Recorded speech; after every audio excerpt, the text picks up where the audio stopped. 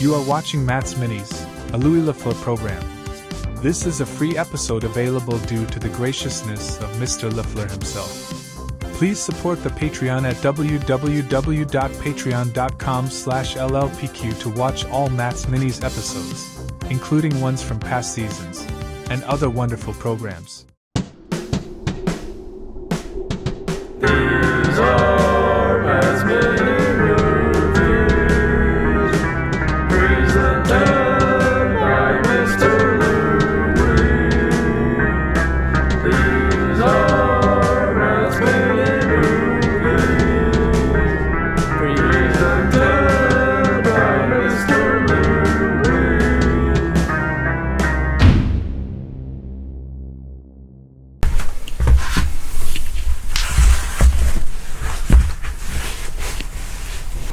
Hello, welcome to another episode of Matt's Minis, presented by Mr. Louis Lafleur.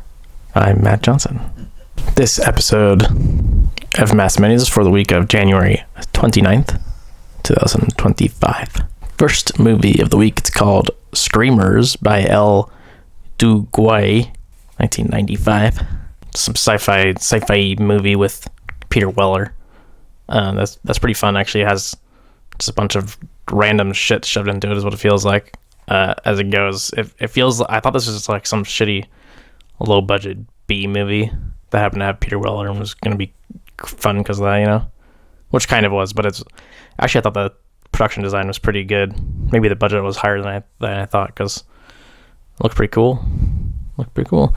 All the like, so the titular screamers are these little like metal robots that are down under the ground, and they hunt people basically if they don't have some device that's telling them not to. And they're pretty cool because they were like stop motion filmed in the beginning, but then later on they like evolve and they basically become like clones of people to like bait people. And what that was like one that's like a little kid, and he just looks like a normal little kid that's like asking for help or whatever, but it turns out he's like a special screamer. So all that was pretty cool because it also led to the whole like how do we know if you're you or if you're a fake person, you know, and it kind of like the thing kind of stuff going on where you can't trust anybody if they're real or not, or if they're turned evil. Not really turned evil in this case, but just, you know, are gonna kill them at any moment. So it had that kind of like paranoia in it for a little bit, and it was really bloody, and you know, it could have been a little more gory, but there's some like arms and legs chopped off, which are always good fun. To my Matt's Minis, moving mobiles and movies.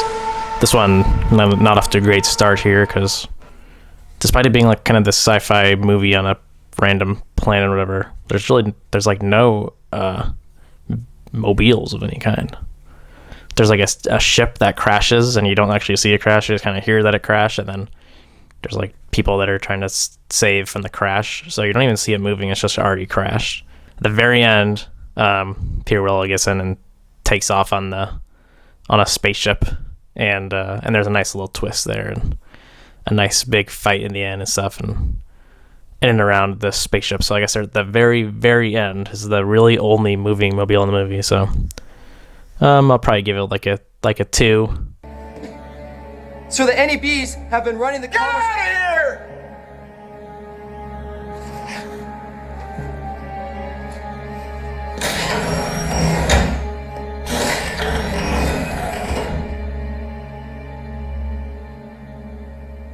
What are we doing?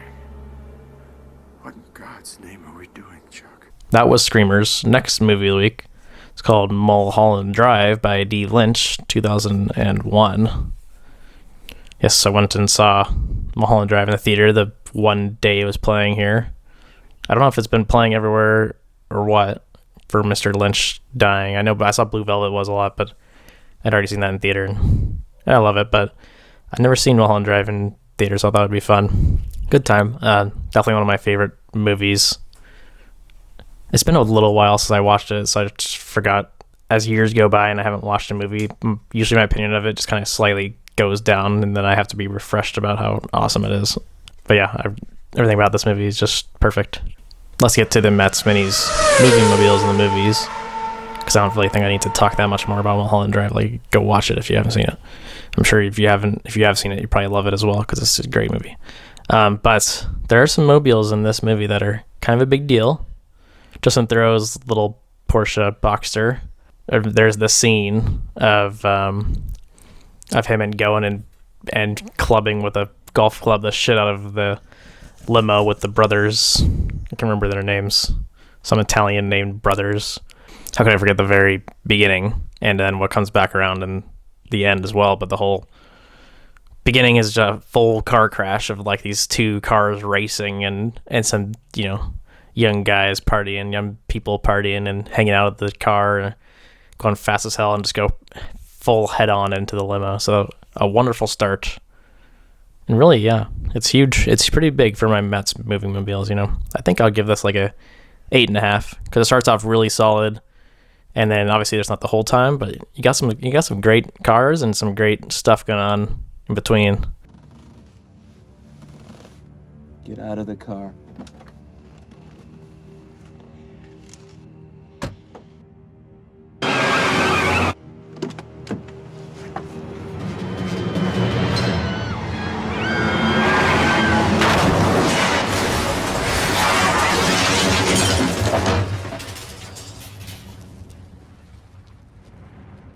Okay, so that is Mulholland Drive. Next movie of the week is called Lawnmower Man 2 Beyond Cyberspace. Or as it's called sometimes, I guess, Job's War by F. Mann. I didn't write down the year, so I don't know what year this was. Late 90s? Early 2000s? The not much celebrated sequel to the wonderful Lawnmower Man. I thought this was actually more fun than probably a lot of other people. I guess like there's this whole crew of kids that I think probably, people don't generally like movies with kids, especially if they're not like perfectly acting or whatever in people's minds. And these kids are, a bit dumb and kind of annoying and stuff. And I mean, one of the kids is literally the kid from Lawnmower Man, but now he's got a little group, and the whole world basically is like super dystopian from Lawnmower Man. It looks like a completely different movie. And then of course Job has been replaced by that guy from Star Trek Next Generation that comes back in time to the Enterprise. The way that he talks and his mannerisms are exactly the same as in this, which were funny. But then he was also like a huge asshole in this movie. Oh, he was kind of an asshole in the Next Gen too, though. This is also a very cyberpunky movie, so that was cool. Taking over every computer in the world with this virus because of VR. I just love how back, in the 90s or early 2000s even possibly, VR was seen as this magical thing, which I probably talked about in the Lawnmower Man episode. But yeah, the fact that VR is what's, they were like basically living in the metaverse. Like this whole movie was about a metaverse, just like, it's been talked about in recent times. And obviously it was around before with Second Life and stuff, but you could definitely see like Zuck being Job, creating the metaverse, trying to get everybody in it, and then like gaining control of every computer in the world. Yeah, that's probably what he really wanted to do. To the Matt's Minis moving mobiles and movies. Some cool stuff. And that's the little kids that I was talking about. They're living in a train that's on a line that supposedly isn't running anymore, which I guess doesn't really count, but then he turns the trains on and tries to, destroy them. Basically, Job does, by rerouting the trains to, the line that's not supposed to be there. And there's also multiple great chase sequences where the kids go into the metaverse and they have these full red motorcycles that just look like Power Rangers or something. That's all I could think of, like the red Power Ranger riding on this thing. So yeah, I think that's it. I think I'll probably get this like a 6.5 because there's some cool stuff, chase scenes. I feel like if there's a chase scene with some cars, it's got to be pretty high, especially if there's sweet all red motorcycles. So did you bring the good doctor? No. He's watching. He won't jack in. And jack in, jack off. What's the difference? Scared of the boogeyman, Doctor? You can at least humor me with a point of view, can't you? It's a pleasure to finally meet you, Doctor. I feel like we're almost... I'm blushing. Family. I don't think so, Job. Don't be so sure. Incest. The game the whole family can play. My brother's my daddy. Okay, so that was Lawnmower Man 2. Next movie of the week is called White Palace by L. Mandoki, 1990, with James Spader and Susan Sarandon. So yeah, if you couldn't guess, this is a sex movie. James Spader is, 1990 James Spader. He can only be in sex movies, I think, right? He's like the young man, and Susan Sarandon is like the older woman that's embarrassing him by being together, and his like young hot wife had died, and now he's with the older Susan Sarandon, brings her around to family, and it's like a big nightmare and stuff, and very abrasive stuff. He's also, James Spader is Jewish. I don't know if he's Jewish at all, but he wasn't the most believable Jewish person. Bringing his redheaded older girlfriend around to the Jewish Thanksgiving was very funny. This also killed me when I found out that White Palace is literally White Castle, because Susan Sarandon works in White Castle. It's called White Palace because I guess they couldn't just use White Castle, and it's in St. Louis, which is where I've had my first and many White Castles before I was vegan. I guess after they have those Impossible ones too, huh? So yeah, White Castle was always near and dear to my heart. Growing up, it was my favorite thing. These little shitty onion burgers, It was immediately like, wow, this movie rocks. Two of my Matt's Minis movie mobiles in the movies. Spader's kind of like a rich yuppie type, and he's driving around a sick Volvo. I love the 90s Volvos, boxy ones, and they got the headrest with like the lines, I don't know why, I just like those cars are awesome. So that's pretty prominent in the movies. Sarandon, I think, doesn't even drive. She's like poor, working at White Castle, and she takes the bus. He watches her take the bus and like kind of laughs about it. He's like, oh, this poor woman that I'm seeing, she can't even afford a car. Destruction of the yuppie movie. And one other thing was Susan Sarandon's sister shows up, and she has this station wagon that's got like stickers all over about how she's like an astrology person, and she sees the future. She's like a psychic and stuff too. So she got crazy stickers all over, and has just a bunch of shit in her station wagon, which is great. So yeah, in my opinion, it's a pretty good one. I think maybe right down the middle of 5.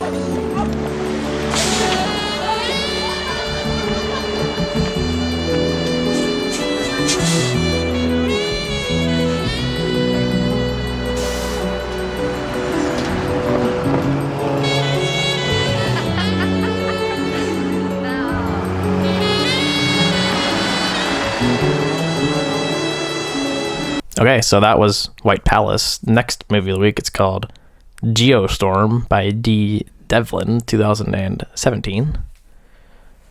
With my man Jerry B. Gerard Butler. Had to watch this one. Love a good disaster movie. This wasn't good at all, but love a disaster movie. Watching these type of movies just makes you appreciate Mr. Emmerich more and more, in my personal opinion. Because a lot not to like about this, that you're like, oh, Emmerich, if he had this, would have been great. Gerard Butler's brother is Jim Sturgis or whatever the fuck, and he's Ed Harris's protege, and it's like, and then Andy Garcia is the president, and with that cast of characters and nothing else, if I had told you that there was a bad guy in the movie, you just can't have Ed Harris in a movie and he's not the bad guy. So it's like, you can't have Ed Harris in the movie and try to do a twist like, oh, he is the bad guy, but you're not going to know it till the end. It's like, there's no twist, you know what I mean? Everybody watching this movie is just going to think, when's Ed Harris going to turn bad? Because he's always the bad guy. So he's bald. It's like, it's like an unspoken, maybe even spoken, I don't know, I haven't been in these situations, but a rule in Hollywood where you can't have the bald guy like be good. They always got to make the bald guy bad. What's up with that? Two of my Matt's Minis mobiles in the movies. So they have, they're on a big ISS type of station out in space. They keep, one thing that was so dumb was that they have all of the flags, and they tried so hard to make it so clear this is like a multinational, like every country in the world is helping a little bit to save the world and stuff, which was so goofy and cringy in my opinion. But anyway, I don't know if that really counts as a mobile. Probably the biggest mobile, which was a very key part in the movie, was this taxi that was a self-driving taxi, which it's self-driving for a reason. I won't give it away, but it plays a part. You could almost say the self-driving taxi is another character in the movie, but it's kind of a big deal. Also, Gerard Butler, before he goes back to help save the world, he's working on turning some old guys in the middle of nowhere muscle cars into electric cars. He makes a big deal of pointing that out, so he's a really good guy, cares about the environment. It's a very environmental movie, talking about climate change, it's going to destroy the world, so we need these systems to help save it. And a nice hacker movie too. So there's so many sweet things about this, but they went about it in the stupidest way, and I think probably I'll give it maybe a 4.5, just slightly under, maybe even a 4 actually, because just wasn't that main. Like, there were some cool cars and whatnot. The self-driving car was pretty funny, but overall, meh. Kidding? I'm the time of my life. A little early, don't you think? Yeah. I got fired by my own brother.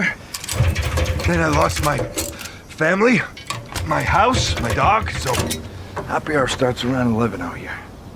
Okay, saw your niece. You don't want a beer? Road's that way. So that was Geostorm. Next movie of the week, it's called Nomads by J. McTiernan, 1986, with a young Pierce Brosnan doing a French accent.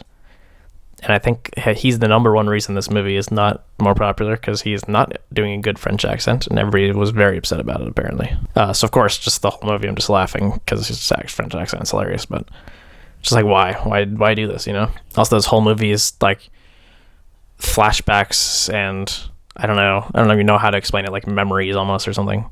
These nomads are like supposed to be these like paranormal ghost type of people, and they're like haunting Pierce Brosnan, and now they're haunting this other woman because Pierce Brosnan died and like passed on this curse to her or something. I don't know. Nothing's very explained, which is fine, but then the whole movie, like the propulsion of it is kind of odd in my opinion, But you got some groups of punks that are the nomads, and they're led by Mr. Adamant, which is pretty funny, and they're in the mid 80s, those 80s filmmakers loved throwing some punks in there as kind of like the bad guys, make sure that everybody knows the punks are not good. You don't want to be a punk. I guess I just kind of wished it lent more into the horror stuff. Could have been a lot more fun. Two of my Matt's Minis mobiles in the movies. I think he's driving in all these flashbacks, he has like a nice Beamer and stuff, and they're the nomads, the punks are driving around this like fully blacked out van, like no window type of van. There's a couple chase scenes and stuff, low key, like a low stakes. So he's following them around slowly, and then they're killing people and being fucking insane freaks. So yeah, there's a bit of car action there. Unfortunately, I don't think there's too much else, so probably will also give this like a 4.5, maybe a 4, around the same. Like, there's some cool cars, kind of a big deal, but not really. Just kind of meh. We are packing until October. I can't wait till October. Well, you won't have. Come, we have a new house. We should pretend we are just married, eh? Hey, don't give me presents, huh? When we first married, you were following seal hunters. And when you come home, you smell like them. I don't smell like them now, eh? No, mais toi! I don't smell like them now. Tell me I don't smell like them now. Did you bring the last 2 bucks? Tout de suite, yes. Okay, that was Nomads. Next movie of the week is called The Childhood of a Leader by B. Corbet, I don't know. He's American, right? 2015.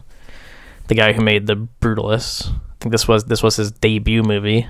Not really too interested in this guy, but mostly just put it on because it had Robert Pattinson on it, and it was kind of a bait and switch. He's like on the cover and on the Criterion, but it's definitely like to try to draw people in, because he's there in the beginning and then he's there in the end, the very, very end, let's just say, and nowhere almost in between. A little here and there, but maybe altogether, maybe he has 10 minutes screen time.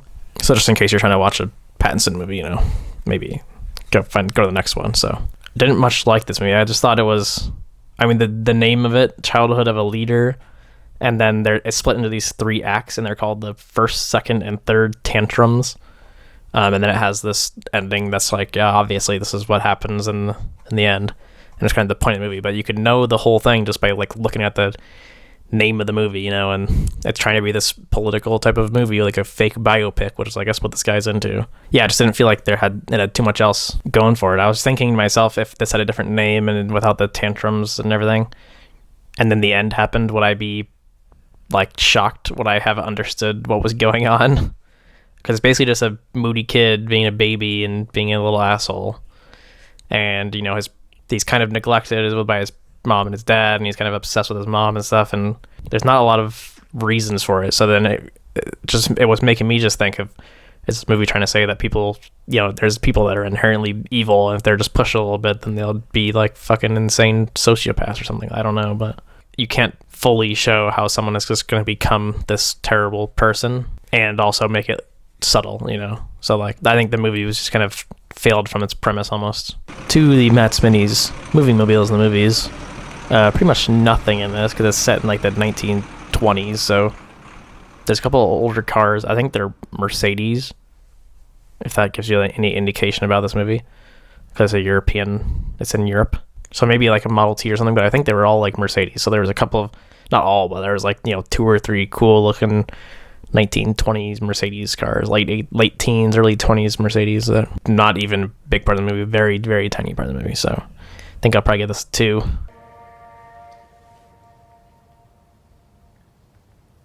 No. Just a short prayer. I don't believe in praying anymore. Why would you say that? I don't believe in praying anymore. Take him upstairs. I don't believe in praying anymore. You stop! I don't believe in praying anymore. I don't believe in praying anymore. Okay, so that was Childhood of a Leader. Next movie of the week was called Companion by Drew Hancock, 2025, with Sophie Thatcher from the Heretic movie that I watched before. Kind of hard to talk about this movie without giving a little bit away.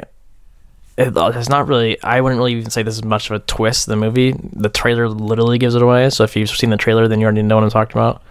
And it happens, not that far in the movie, but I won't spoil it too much. But I just say this movie basically has no real ideas of its own. It's kind of a little bit like a Men Bad kind of movie, which is fine enough, but the whole thing is like in this remote cabin situation, and I thought this was more of like a horror type of movie, but it's really not at all. It's mostly just like a cutesy, trying to be clever movie. Just really obvious and not at all interesting to me. Like there was no like deeper investigation into anything going on here. It's more just like, oh, guys can be like this, and that's bad, so it sucks. For my Matt's Minis movie mobiles in the movies, so there's also some self-driving car in this one. It's kind of set, it's a sci-fi, so it's kind of set in the future, run by voice command, which has, it's a bit of a character in the movie. There's this also like this van and stuff, and then at the very end, Sophie Thatcher, like drives off in this old 60s Mustang. So which is really like, just thought it was so stupid because it's just trying to, it's just this thing at the very end that's just like, oh, tech is bad and tech fucks up everything. But the old stuff is cool. Old 60s cars are fucking sick, It's old stupid Mustang. Also just don't like Mustangs are fucking stupid. So that planted some ideas, and it's the very, very end, It's after this whole movie of just bullshit about that anyway. So it's just like, cool, okay, whatever. So maybe I'd get like a 5, I guess, because the cars were kind of a big deal. They had the, nice Mustang in the end, and No.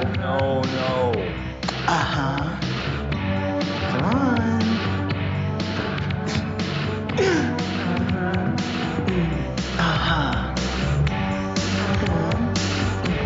Okay, get up, bitch. No. Get up. Oh, God. Come on. You two, you put that phone away. Put it away and get up. Get your asses up. Okay, so that was Companion.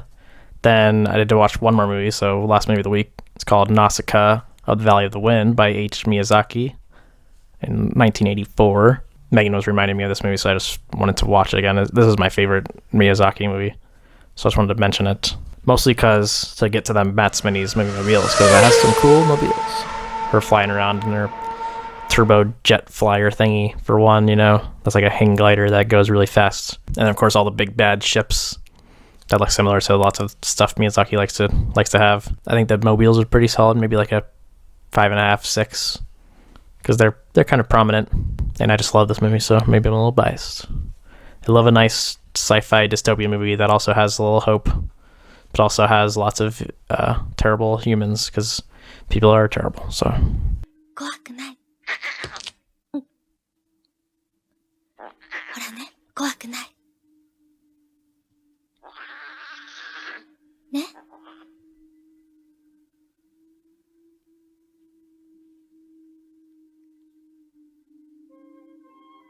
怯えていただけなんだよね。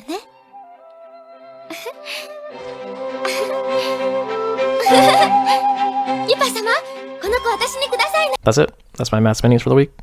Signing off.